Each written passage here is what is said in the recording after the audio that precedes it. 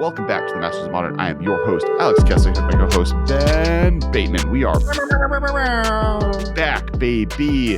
We've been to London, we've been to Germany, we've been to Bentonville, Arkansas, we've been to Philadelphia. I saw Gritty. I think his name's Gritty, the orange guy from Philadelphia.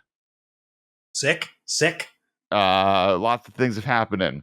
Today, we're in a weird transition moment, right? All Will Be One has been out for a few weeks. Phyrexia is out to play. They've opened up the multiverse and are invading all of the planes. We got our first sneak peek previews for March of the Machines, which will be the big heyday event, plus even some further previews as far down the line as the Lord of the Rings set, Commander Masters, etc. So there's a lot. We've got a lot on the horizons over the next couple of months, but we're kind of in the middle point. We're hovering between two things. So we're gonna kind of break down all of the exciting new things we saw from March of the Machines, and then we'll give we have some cool stuff to talk about from our thoughts of All Will Be One that had happened. It's weird that that's in the future tense and it's now past tense. And then talk about our some thoughts of what we're looking for March of the Machines. So first, Ben, before we get started, make sure to check out our Patreon. If you want a 15-minute early preview episode, we talked about the show The White Lotus today. That is all exclusive to patrons on patreon.com/the MMcast.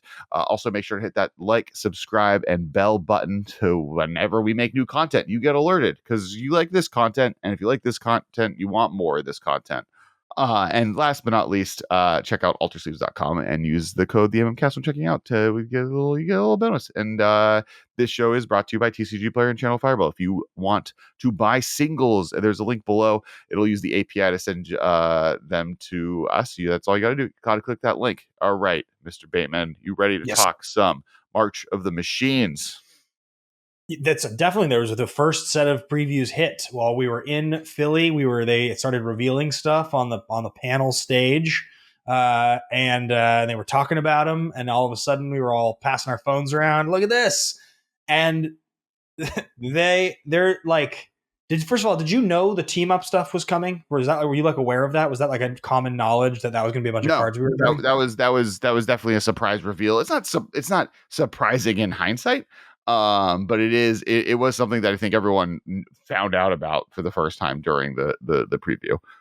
It's funny. There's a bunch of cards for those that haven't seen yet that are like two notable characters, and it's like the card name is like X and X, like Yargle and what was the other one? Yargle and so the four that we saw so far: Yargle and Multani, right? Galta and Mavrin, Draina and Limvala, and Thalia and the Gitrog monster. Obviously, that one, all of them pretty exciting. That one being for me the most exciting. And they're like character concepts that are working together. They make sense from a story perspective. Some of them are inside jokes. So Ben Wheeler from Loading Ready Run has often had a joke going for years that in the original artwork for Gitrog monster, there's like an arm coming out of its mouth. And that was Thalia, right? And then we didn't know because at the end of the story, we didn't really find out exactly what happened to Thalia. We didn't find out until the most recent return to Innistrad what happened to her, and she's fine. But the joke for a very long time was that Thalia was eaten by the Gitrog monster. And so the reference of Thalia riding the Gitrog monster into battle is literally a direct reference to the Ben Wheeler joke from like almost 8 years ago.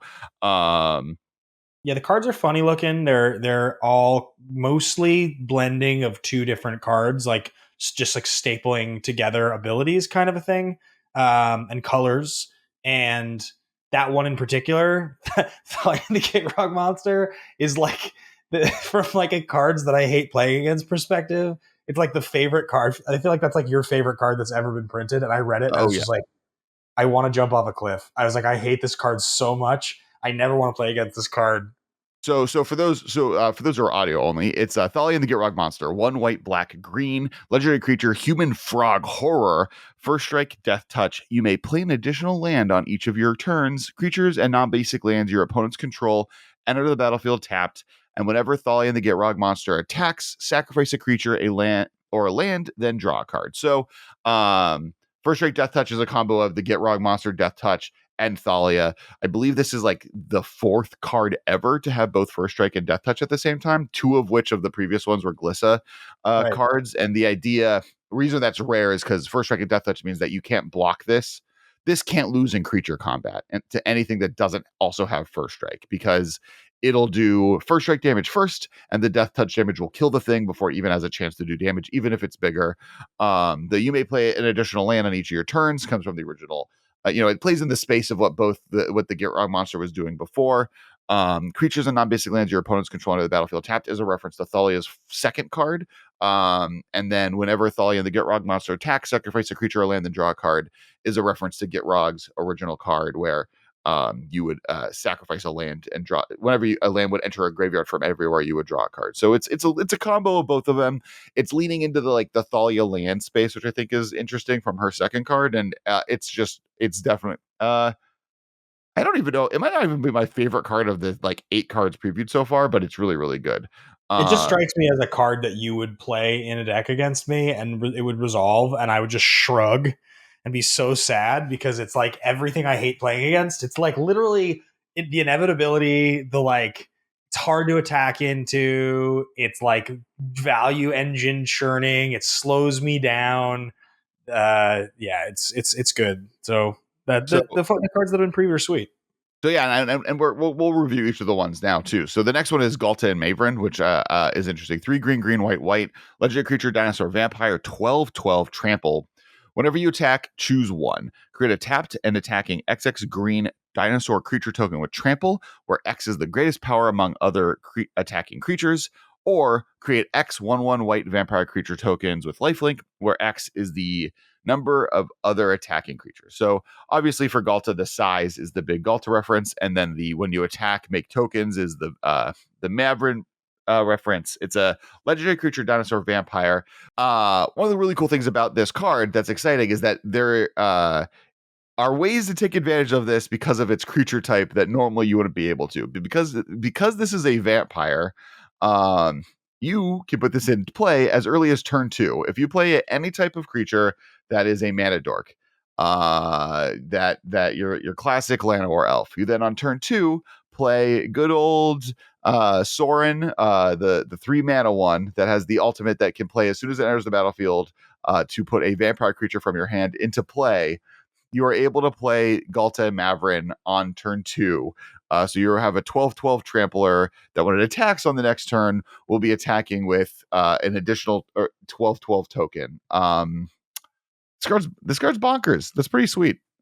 Yeah, it's really, the thing I think that I appreciate about card design like this is that this costs 7. So it is cool and it's powerful and it does really fun stuff, but I'm not going to read this card and worry about it from the we're stapling together abilities standpoint. I think maybe my issue with the last one we talked about is that card feels like in the questing beast sort of way, there's so many things going on this card. Sure. If you look at old Magic cards and you look at the old design of Magic cards just had a lot less going on them. And I have found that we've talked about this before, but I've definitely found that the lean into so much more text and so many more things going on a single Magic card is one of my least favorite things about modern Magic design. I like it even less on double faced cards, but I even to some degree, cards that have a lot of generically good abilities, like that Thalia card is just generically doing a lot of really good things.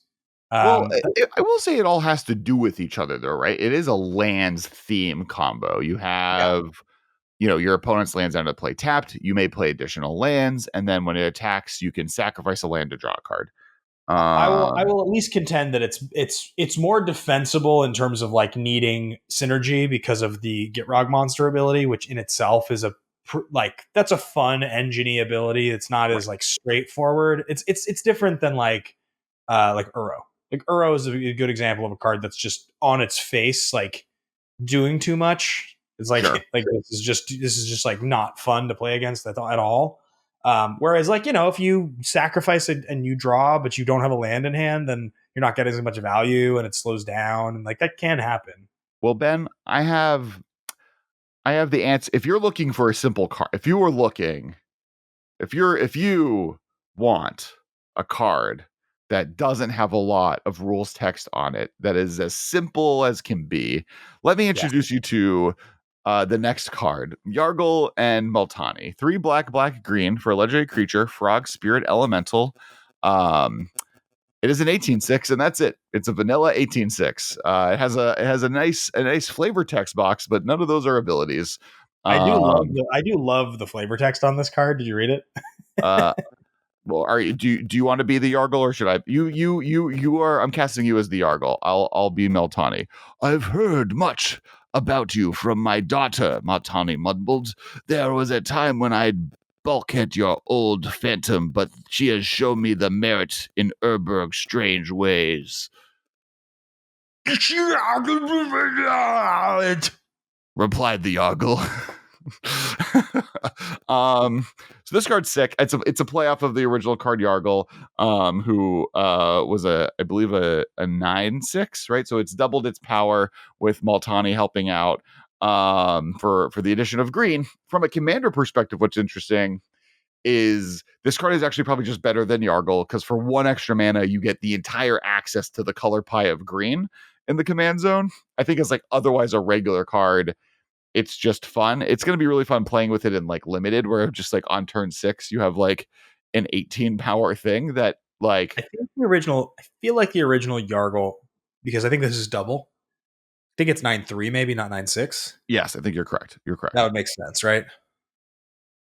But yes, I I agree. I mean, the thing, we've talked about this before on the show. The whole idea that like the arbitrary size of a creature increasing in Magic nowadays, if there's no ability involved, is sort of hilariously vanilla. And I think they're aware of this now because of how powerful Magic has become and how good creatures are in general, that like this could be like a 28/6 and it would almost make no difference at a certain point. Past a certain point, like there's things you can do. When I brought this up with you in Philly, you were like, well, no, like, there's like there's fun interactions with so much power, like whether it's like scavenge or what's the commander you like so much? Oh, Mimeoplasm. Yeah, Mimeoplasm. Like there's like, there's like stuff like that that's cool that plays into the power, but like in standard, this is good to be like the difference of 18 versus 15 versus 25 is sort of arbitrary for the most part.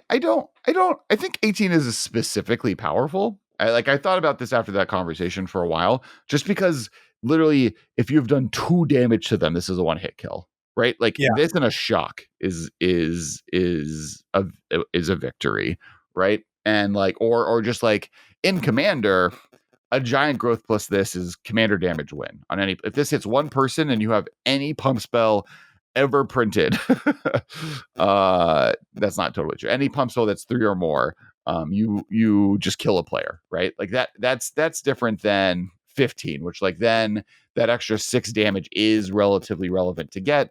Then at that point, might as well just be 11, right? I think the difference between 18 and 11 is more significant. So, sure. Or the difference between 15 and 11 is less than 15 and 18. 18 is just so close to 21, and there's so many ways to give +3 plus X that it ends up being a lot more powerful. But to your point, it's just very silly, which I love. Yes, Yargle and Multani, a play on Multani Marrow Sorcerer. And did they make another Multani? Yeah, there's Multani Yavamaya's avatar. I believe that it references their daughter. I think that's Multani Avana, but yes, it's named after Multani. There's 2 versions, but neither of them have any. Like the rules text of what they do is not super relevant to this card, other than the fact that obviously the creature type is an elemental, which is part of it. But I think just the fact that it's a big green creature, right? The original Multani Maro Sorcerer was just a 6 mana. This thing is big as the amount of cards in all players' hands, right? It was just big, was its main thing, and it's definitely doing that here. I own like 4 foil Multani Marrow Sorcerers, or like 6 of them. There were like that whole. I bought a bunch of expensive foils a few years back from that time period, from like that. Do you know how much a foil of that is worth?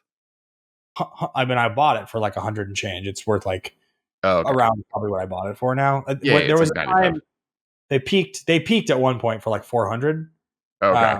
they're very expensive. Yeah, I mean all of those foils. Like I own like 3 foil donates, and I own like 4 foil Ring of Gicks, and just a bunch of cards from that period because all the foils are really expensive. But they were all Um, specs.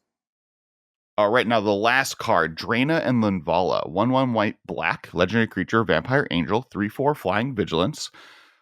Activated abilities of creatures your opponents control cannot be activated. Draina and Linvala has all activated abilities of all creatures your opponents control. You may spend mana as though it were mana of any color to activate those abilities.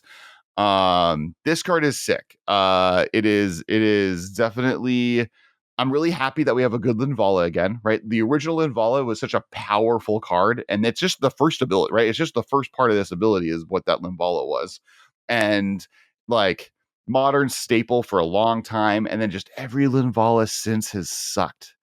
They're The all like like 6 mana one that like it requires your opponents to play 2 lands a turn or something like that, and then the blue white one that it requires party to like tap creatures down or whatever. Both of them, meh. This she's back and she's doing sick stuff. It's because she's hanging out with her new best friend Draina, who I mean, is allowing her to also steal the activated abilities of other creatures. it's pretty notable here that if you look at all of these different cards, like so Galta, like the original Galta, you could play for cheap if you got the thing going. Thalia and the Gitrog monster, it's more expensive than Thalia, less expensive than Gitrog monster. So it feels Yargle, for instance, is more expensive, but it's support power. The original Linvala is this card, except without vigilance. The one black pip here, the single black pip in Drawn and Linvala means that it's the same size, 3/4 flying, but you get vigilance and you get the second ability because the activated abilities of your opponent's control can be activated is just the original Linvala. So this one is like a pretty much. I mean, the fact you have to play black, I guess, makes it not a strictly better, but it's basically for single black, it is strictly better. It's strictly better in Commander, right? Yeah, Because I guess that's not true. It's better as it's strictly better as a commander, right? Because you can now play 2 colors. Now playing as Linvala, someone was pointing out that there are 3 cards that were previewed literally in one day that are all like CDH playable cards, and we'll get to additional ones that like never happens, and this was one of them, right? yeah. Because like this is a reason to play black white in CDH and not just play Tinma and something. Like this is a good reason to be a black white deck without that in the command zone. Which is saying a lot, but that this card's really sick, and I really like also the flavor. So the original, it's interesting how they're playing up because all the cards are like one legend and another legend, their abilities combined, right? Well, the Draina one here is really like up there because Draina's original ability was X black black target creature gets -0/-X until end of turn, and then Draina gets +X+0 until end of turn. So it's using that same ability where it's like I'm taking something from your creatures and giving it to me. She's just, instead of doing power and toughness, she's using activated abilities, which I thought was also really cool. Yeah, the card's really good. I mean, a lot of the cards they previewed are really, really good. Just in general, they did preview. I'm not sure if you saw this. Another flash flying 2/1 for 2. Yet another. It's like my favorite subtype of card. Uh, Fairy Mastermind, 1 blue, flash flying whenever an opponent draws their second card each turn, draw a card. 3 and a blue, each player draws a card. It's a 2/1 fairy rogue. It is also Yuta Takahashi, the world championship, number 27. That's a 27, right? XXV2. Yeah, the Learned my Roman numerals from the franchise Final Fantasy. This is the third card, by the way, that's like CDH playable. This card is very good. Yeah, I mean, this is like the most pushed flash flying 2/1 they've made. This is like in general, and this is very antiquated, but I really like 2 power flyers with flash for 2 in blue. And the reason being that so many of the good counterspells historically are blue 1 or blue blue. Like there's a huge number of them. So in singleton formats, it's very fun to be able to put an evasive 2 power onto the battlefield if you don't have to counter something. So, and it's significantly different than the 3 mana ones, and it's obviously 1 mana ones are rarely ever pushed enough because they're always like 1/1s. So you can get like enough of a clock going while also still holding up counter spells. And I've said for a long time, eventually there would be a high enough density of cards like this that were powerful enough that what I'm talking about, I think, will be like a reasonable strategy. Now, Magic, I think, has gotten too powerful for that idea to be correct anymore. But in like Highlander, the more of these they print, the more fun my deck is because the more consistent I'm always going to have 2 power evasive end of turn where if I don't have to counter something on turn Right. 2. And this is the best one by a mile. Like this Yeah, card's I mean, really good. and just like in Modern, there are so many different ways your opponents are maybe drawing cards. Any type of cantrip, this helps you benefit. Plus, in the late game, if you need to, you can use it to draw cards, even though it's like giving it. You're drawing 2 for every one your opponent is drawing off of it if you time it correctly. Fairy, And as you said, it's a threat that plays into that draw grow strategy. the fairy also like it's notable because like the fairies that do exist that were good in that standard format years and years ago, they haven't pushed with like lots of good fairies since then. We've gotten like odd fairies here and there, but they haven't pushed us with like clear upgrades that just make those like you know what I mean like because I think that strategy was kind of hated by many of the people who played against it back in the day. Mm-hmm. This is the first one they've printed in a while that's like this is better than basically any card in that original fairies deck. Like basically like Bitter Blossom's the only card from the original fairies deck that's like as good as this. And I mean, I don't think fairies in modern like is a thing that'll happen, but this card certainly makes it a lot more reasonable to think that you could play a fairies deck with like Scion of Una I and actually think all. it's relevant because we're going to the Fey Wilds in Eldraine later this year. So I do think we're about to get a bunch of cool, powerful, playable fairies. So I wouldn't count the Fey out, especially because like my big brain theory is that after, and honestly, the 2 sets we're going to is after the ending of March of the Machines. I do think that Oko and Azor are both set up as possible major villains, and Oko's whole thing is he comes from the Fey courts, right? He's like a Right. fairy planeswalker, so or fairy themed planeswalker. I did forget Brazen Borrower is the other really good fairy that's been Yeah. printed. All right, so we have 2 more cards for the hero side of the cards previewed so far, and then we'll be talking about some villain stuff, some Phyrexian things. So the first one is we did get our first Planeswalker card. We got Chandra Holmes Beacon. We do know that there will be more than 3 Planeswalkers and less than 10, but we don't know how many. I have been on the record saying that I think that the March of the Machines storyline will lead to a massive alteration to the framework that is how planeswalkers work within the story and on a step-by-step basis. Mark Rosewater has said there is a big change in regards to them on their way. And so this could we're on our way to big changes. But Chandra, it hopes Beacon is 4 red legendary planeswalker Chandra. Whenever you cast an instant or sorcery spell, copy it. You may choose new targets for the copy. This ability triggers only once each turn. +2, add 2 mana in any combination of colors. +1, exile the top 5 cards of your library until the end of your next turn. You may cast an instant or sorcery spell from among those exiled cards. So it has a +1 of, in some ways, draw 5. But Yeah, I only mean it's instants and sorceries. And then -X, Chandra hopes Beacon deals X damage to each up to 2 targets. card's really good. They've done a pretty good job of pushing the expensive Chandras over the last few years. I've been impressed with quite a few of them actually. I think this is the third 6 mana Chandra that I'm like think is pretty epic. The 6 mana one that makes the 2/3 is really good.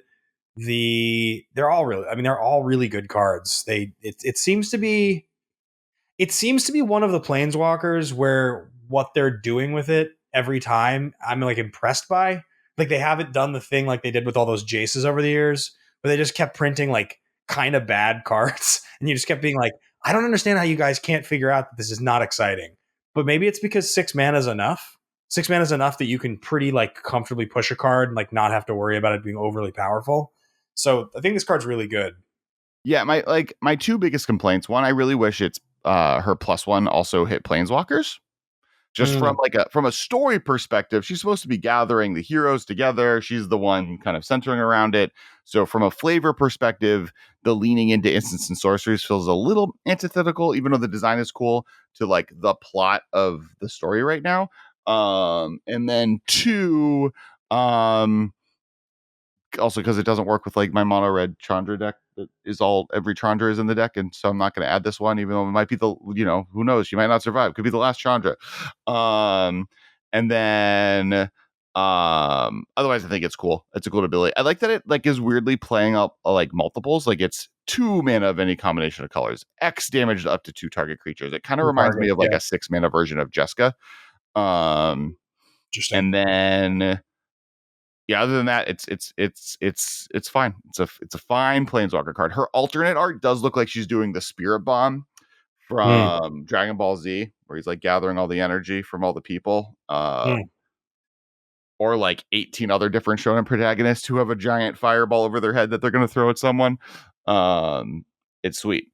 Now, the last hero card is a little bit of an I told you so. So, Elsbeth is confirmed back. Moment of Truth, 1 in a blue, instant. Look at the top 3 cards of your library. Put one of those into your hand, one of them into your yard, and one of them on the bottom of your library. It is an instant, which is like an interesting place. What? It's almost Telling Time. It's a little different than Telling Time, right? Because Telling Time leaves 1 on top. I believe this puts the 1 into your graveyard instead of on top of your library, which probably is better because you're not stuck with drawing a card. You get to ditch whatever the worst version is, which is why I like Telling. Really? I want to say Telling Time puts 1 in your hand, 1 on top, 1 on bottom. And this instead of having to put 1 on top, puts in the graveyard. Yeah. I think this is slightly better. Sure.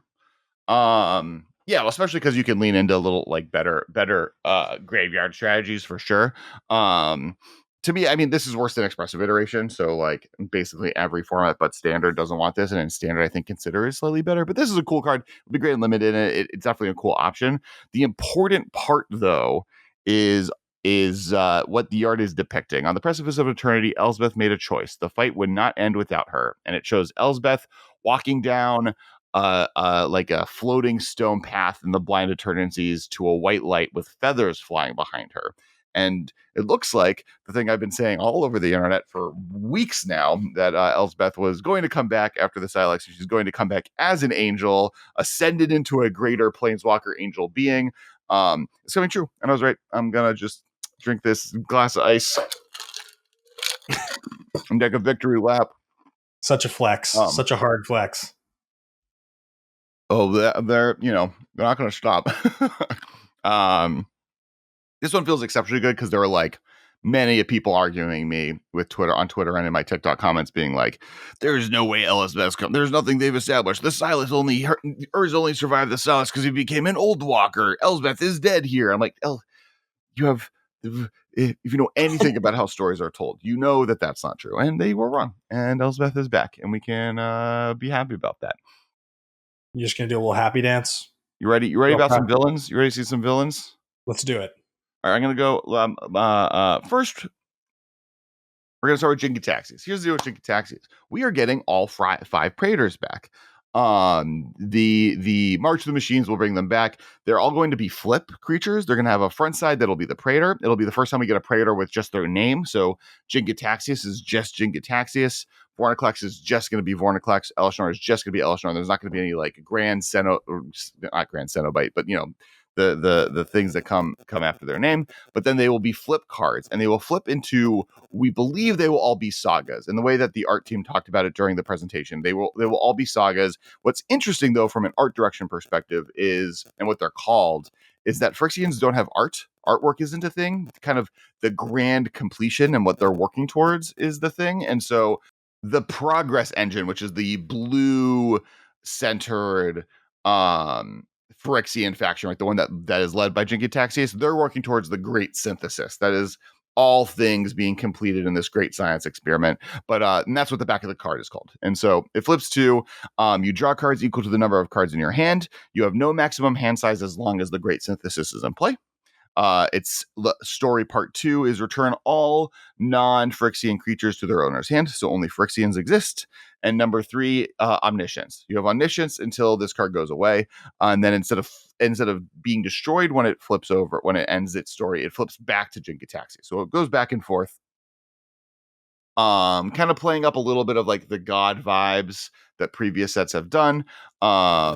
one thing that's really cool is obviously all three abilities on this work really well. You draw a bunch of cards, then all of the creatures, including maybe creatures that you control, also get returned to your hand as well as your opponents, but then you get to omniscience them all back into play, and then it flips back into Jin-Gitaxias, who has the ability for 3 blue. It's a 5/5 ward 2.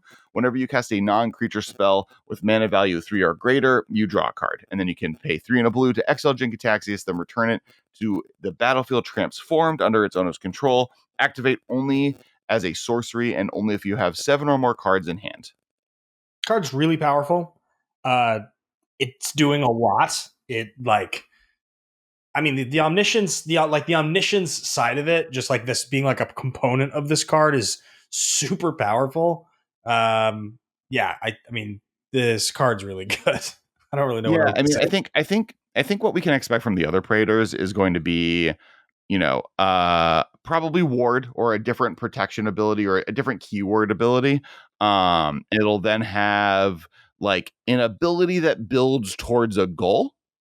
Right? This is whenever you cast a non-creature spell with mana value 3 or greater, draw a card, but an ability that draws towards a goal, and then a 4 mana flip activation that requires something that the goal that you needed, right? This is a hand size of 7. Elishnorn might have 7 creatures in play. Vornaclex might have a creature with power, blah, blah, blah, blah, blah. Some of the standard blue, green things. And then the backside will be a saga. And my guess is that the saga names are for Elishnorn will be the Argent Etchings.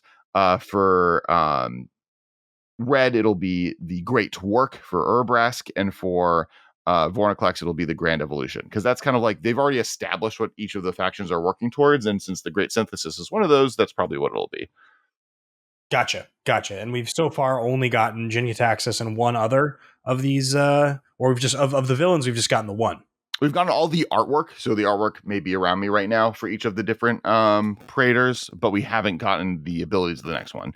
The next villain card, which will be the other flip card we got, though, is a sad one. And by a sad one, I mean I'm pretty happy about it because this guy's a jerk. Heliod the Radiant Dawn, 2 white legendary enchantment creature, God 4/4. When Heliod the Radiant Dawn enters the battlefield, return target enchantment card that isn't a god from your graveyard to your hand. 3 Phyrexian blue. Transform Heliod the Radiant Dawn. Activate only as a sorcery. And then it flips into Heliod the Warped Eclipse. Legendary enchantment creature, Phyrexian god. You may cast spells as though they had flash. Spells you cast cost 1 less to cast for each card your opponents have drawn this turn.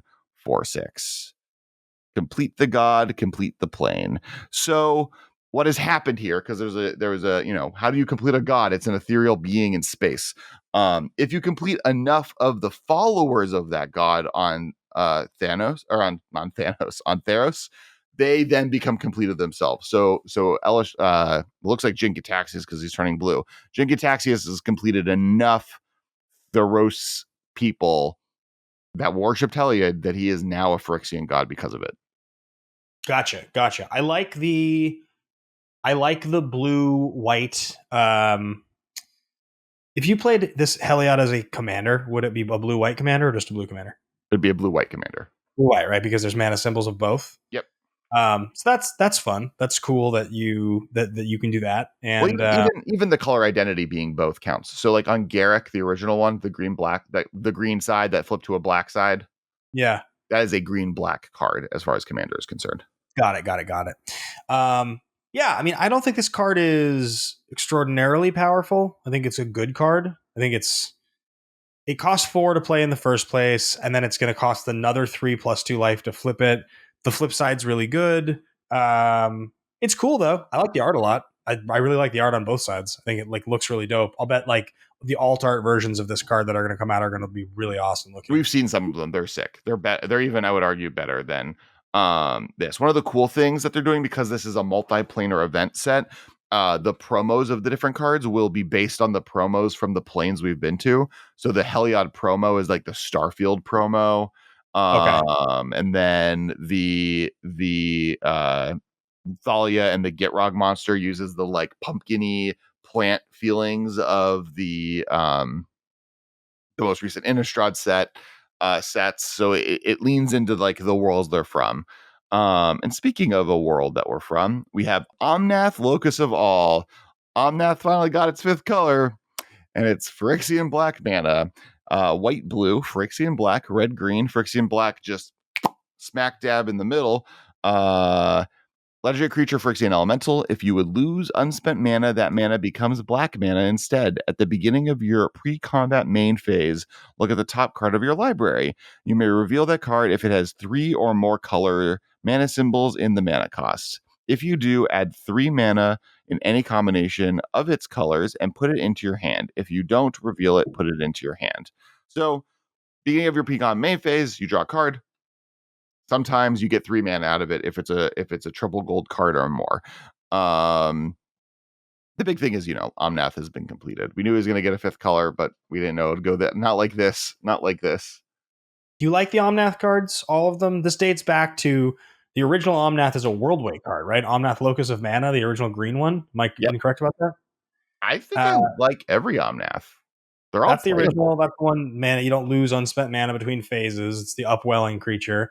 Then I know we obviously have the really good 4 mana one that you have the sick version of. There's that one. There's another one, right? That's like there's 2 other ones. So there's one every time Omnath has shown up, it's added a color. So the first one was the original Omnath Locus of Creation, I think, and then it was Mono Green.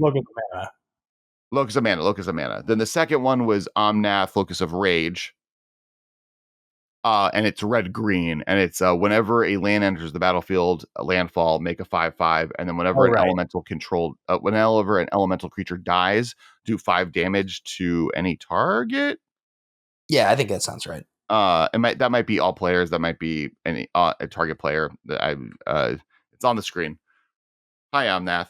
The third Omnath is whenever an elemental enters the battlefield, including, I believe, Omnath themselves, you draw a card and you can play an additional land that turn. That one's seen a ton of modern play, right? That's like the modern playable one. And then 4-color Omnath is enters the battlefield, draw a card, landfall, gain 4 life. If you get another landfall on the same turn, you make white, red, blue, green mana. If you get another land on the same turn, you do 4 damage to each opponent. Then that I have a commander deck built off of. That card also that card also seen play in Modern, no? That card has seen a ton of play in Modern. That card is banned in some formats and has seen a ton of play in Modern for sure. And this is the 5th mana Omnath. So we now have all 5. We've completed the Omnath, both as a cycle and in the word completion. There are a lot of like very cute things about this card. One, what I just said, we've completed the cycle. But the fact that because they waited for black mana, who is the middle every single time, no matter what middle color, right? Wooburg, black is the middle of that color order. It was always going to be completed last with black Phyrexian mana symbol in the very center, showing off in a way that's very symmetrical. There's a lot of things that I'm like, did you get lucky here, Wizards, or did you plan this from the very beginning? Or not the beginning, but at least since 4 mana Omnath. Yeah. I mean, the Omnath cards are generally speaking more expensive than cards I tend to like playing. I think Locus of Creation, that's the good one for Modern, is the one I've definitely played the most. That card's really good. The landfall is really good. I also hate it. It's exactly the kind of card I dislike, but it is a really powerful card. It's just the inevitability of the mana and the cards and the lands and the life and I don't think this one is nearly as good, but it is cool. I think this card. I think it's a 4 mana card that lets you play 5 mana in Commander that lets you draw a card and then makes it so that your mana survives turn per turn.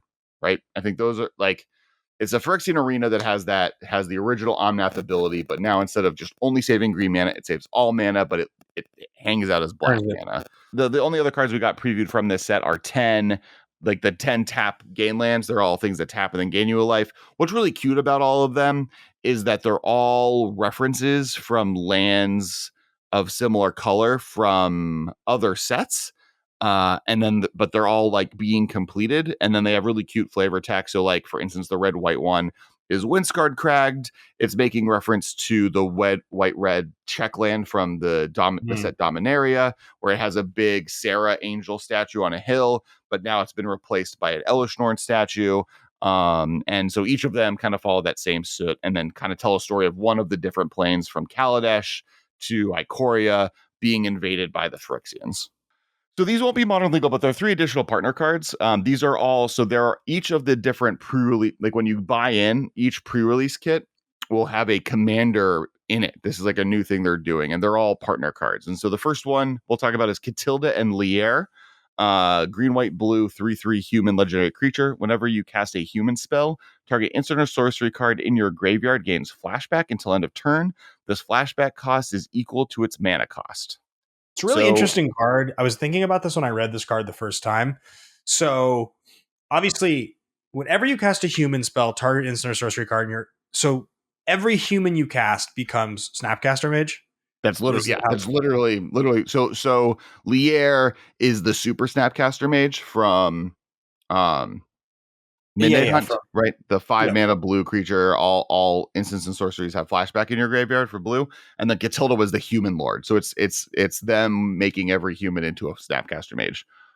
The thing that's interesting about this, though, is the symmetry of wanting to play lots of humans to flash spells back. It's like the thing where you have to sort of split your cards between humans and spells, and there's good synergy there. It just doesn't invite like a pathway where like there's super synergy. It just means like I have to play lots of humans and lots of spells if I want this to be good, or just like it just goes into a humans deck and you just have some spells and you just get flashback on them sometimes. But I read this and I was like, my brain sort of hurts trying to figure out a way to abuse this. It doesn't feel like it's abusable. It just feels like it's just good. It's just good. It's a value card. Something that's interesting is it's also when you cast, not when it enters the battlefield, which does have interesting relevance. Slimefoot and Squee, black, red, green, legendary creature, fungus, goblin. Whenever Slimefoot and Squee enters the battlefield or attacks, create a 1/1 green sapling creature token. 1 black, red, green, sacrifice a sapling, return Slimefoot and Squee and up to 1 other target creature card from your graveyard to the battlefield. Activate only as a sorcery. This card's really good. Yeah, I love this card a lot. I love the fact that it's a reanimator from your graveyard. You have to get a sapling in play, but as long as you can get a sapling in play, which there are flashback spells that do that, you can just start reanimating creatures from your graveyard, which I really think is cute. And obviously, like Slimefoot and Squee working together, that's a sick story, bro. Yeah, I like this card. I think this card is the fact that it's in black. So you can like play this in like a sacrifice deck. You can cast it and then sacrifice it to get it into your graveyard. You've already got the sapling. Like it's definitely fun. That's a cool card. Also pushed from a power level perspective. What's interesting about all of them is they're all 3 colors, right? Like they're 3 color, 3 mana. They don't have a single colorless pip, but a 3 mana 3/3 that makes a 1/1 is like actually just like generically pretty good. It's sad that this is one that I'm kind of sad isn't in standard. I'm sad none of these are in standard. Goro and Satoru, blue, black, red, goblin, human, legendary creature, 3/4. Whenever 1 or more creatures you control that enter the battlefield this turn deals combat damage to a player, create a 5/5 red dragon spirit creature token with flying, and then creatures you control gain haste until end of turn for 1 and a red, 3/4. Card's really good. I mean, it's from a commander perspective, it's a little less abusable. Like you obviously can get things in and make 5/5s, and that's really good. But it's 1 or more, so it's not scalable. So like best case scenario, you're putting in something and giving it haste that can get in on somebody, or you're playing a haste creature on its face, that you just are playing in the deck and it's making you 5/5s and your army is scaling up. Yeah, it's fine. This card's fun. Have you ever played Plane Chase, Ben? No. Really? No, I remember it, but I never played it. So we are also in the commander decks going to be getting Plane Chase and new Plane Chase cards for the first time in a long time, which will be cool. The last card to talk about, and then we were going to talk about our my personal, because I prepared my homework. Unlike Ben, I thought of one. I have my homework prepared. Don't you put that evil on me, Ricky Bobby. But the first card from Aftermath. And what's cool about this card is it insinuates that we're not, like, one thing that a lot of people are worried about is like the only answer to this problem. The Phyrexians are so powerful that the only way to defeat them is if like Teferi time traveled and undid it, or it was all a dream. But the Kenrith's Royal Funeral, 2 white, black legendary enchantment. When the Kenrith's Royal Funeral enters the battlefield, exile up to 2 target legendary creature cards from your graveyard. You draw X cards and you lose X life, where X is the greatest mana value among cards exiled this way. Legendary spells you cast 1 less to cast for each card exiled with the Kenrith's Royal Funeral. Insinuates that there will be costs to this war, and that the Kenriths will be leaving us, and that is their parents. That is King Kenrith and his wife, not Will and Rowan. which was the triple white legend from Eldraine, not Will and Rowan. Will and Rowan are not on this card. Dead, because Will and Rowan weird if they died and they didn't get a funeral. I thought this was the death of Will and Rowan. So, who, I'm kind of a fan of Will and Rowan. I think they are being set up to be the main characters. If planeswalkers aren't going away, or even if they're being reduced, I think it's like the next story is Will, Rowan, and Garrick go on an adventure through space-time. Yeah, Will and Rowan Kenrith, the card is fine. The Royal Scion is one of my favorite cards, though. I like that card a lot. I feel like that card is a drastically underrated card, in my opinion. Agreed. All right, Ben, let's talk. If we could have characters partner together. Who you want to go first? Or should I? What? Said you want to go first, or should I? Do you have 5? No. Okay, then I'm gonna go first. My first one is number 5 is Vile Smasher and Anafenza. So the rules are they all come from the same plane, and I think it would be cool to see characters from specifically Tarkir kind of working together to recreate the original clans, right? And I think what could very easily happen is, instead of Anafenza joining Mardu, I wanted to make it so it stuck with the colors of the cards, but we could get is Anafenza as a black spirit joining with Dramoka, and you get like green, black, white, and it like recreates Abzan. One of the things I hope happens is that Phyrexia does so much damage. We think we already have art for a completed Kolaghan.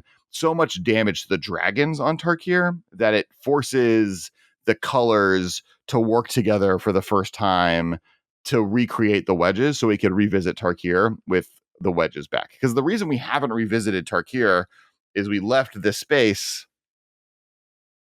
with the dragon world, but that's not the world that people want to go back to. We want to go back to Wedge world.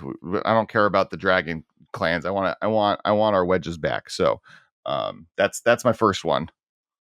My first one is going to be Thassa and Perforos. Okay. So I'm joining God. Will they be a welded Phyrexian god, or are they going to be separate to fight against Heliod? I like a welded Phyrexian god. That sounds real good to me. That sounds like a lot of fun. So one thing Tranquil Cove, which is one of the tap lands, does bring up the fact that multiple gods on Theros were completed. We don't know beyond Heliod, but let's these all have to be heroes. So Thassia and Perforos, they dodged completion and they're fighting against the bad guys. That sounds sick, to be honest. I just like the idea of because Perforos gets the whole creatures enter the battlefield and deal damage, and then Thassa's got the whole scrying thing. So there could just be some fun thing about when creatures enter, they scry, and I'm thinking cards, you're thinking characters, but just blue red, the combination sounds sick. Well, I'm in. It could be like a Cascade Sneak Attack. Yeah. Okay. Where you pay, or whenever you cast a spell, you or whenever you cast an instant or sorcery or something, you reveal till you hit a creature card and it enters the battlefield and then attacks that turn, and then you sacrifice it at end of turn or something like that, right? Where you use the Thassa plays at the top of your library effect and also enter the battlefield effects, and then Perforos plays with haste and enter the battlefield damage, but also sneak attack, right? Its second card was a sneak attack effect. With Thassa, there's the scrying stuff, so it could be beginning of upkeep, you scry, then reveal, whatever. That if it's a creature, reveal it, and you can put it into play or something like that. Exactly. That sounds fun. Yeah, no, that sounds sick. I agree. That's a good one. All right, my next one is Lutri and Vadrok. So it's the black white, the white red blue legendary cat dinosaur. And and then hanging out with his best friend, Honor Companion. We give Lutri another card. Lutri gets to not be banned in Commander. Everyone rejoices. We get a cool Jeskai combo.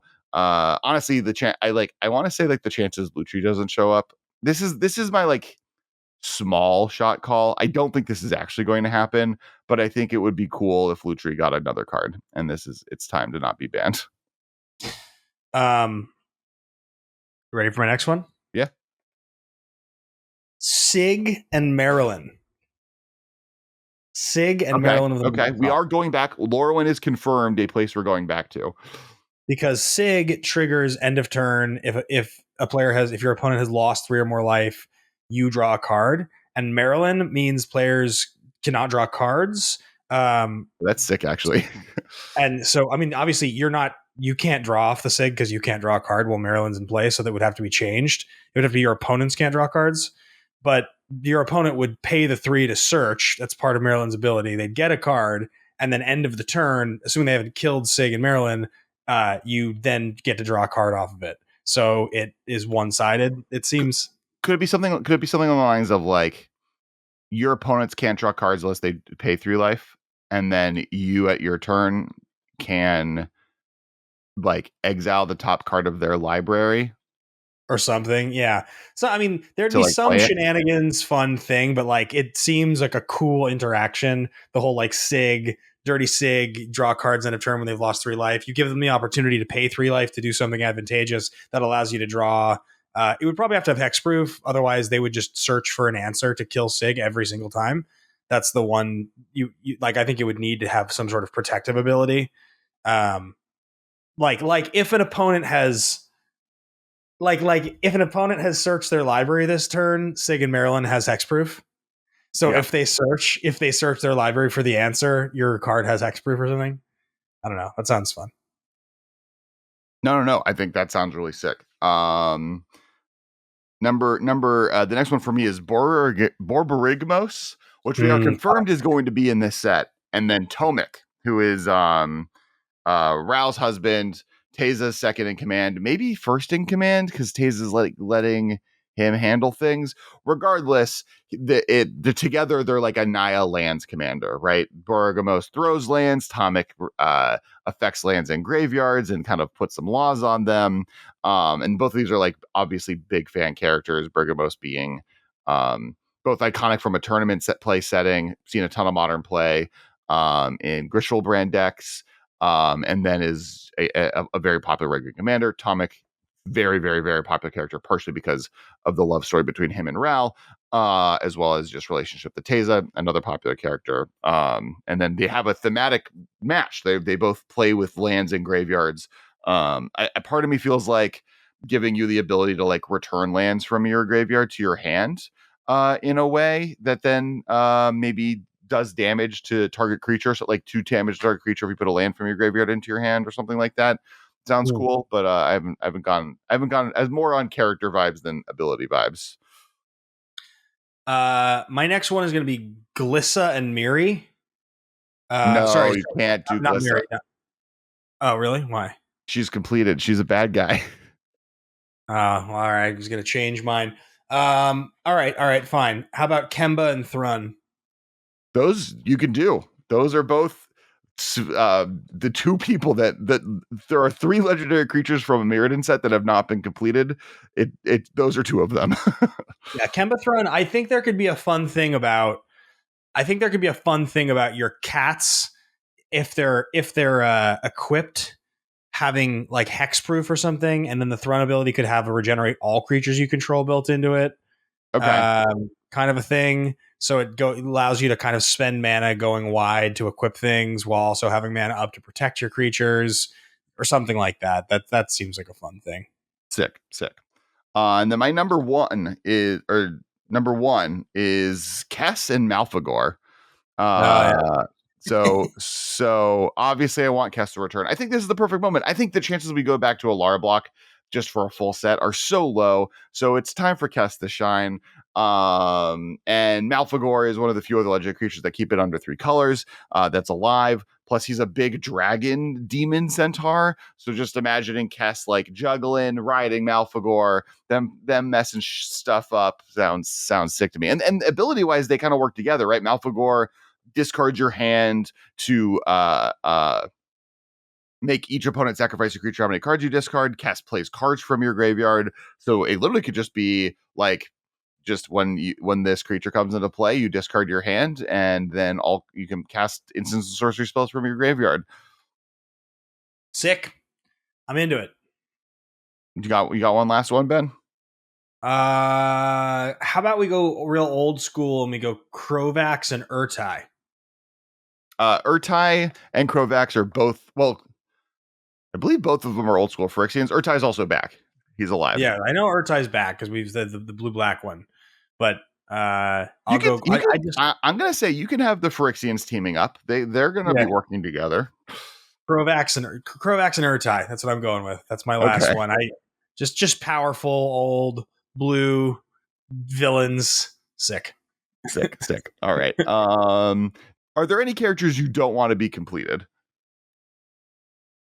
No, they're all sick when they get completed. They look cool. They have Phyrexian symbols. Their foils look great. Any other fun? Urbrask might be married. Have you seen this?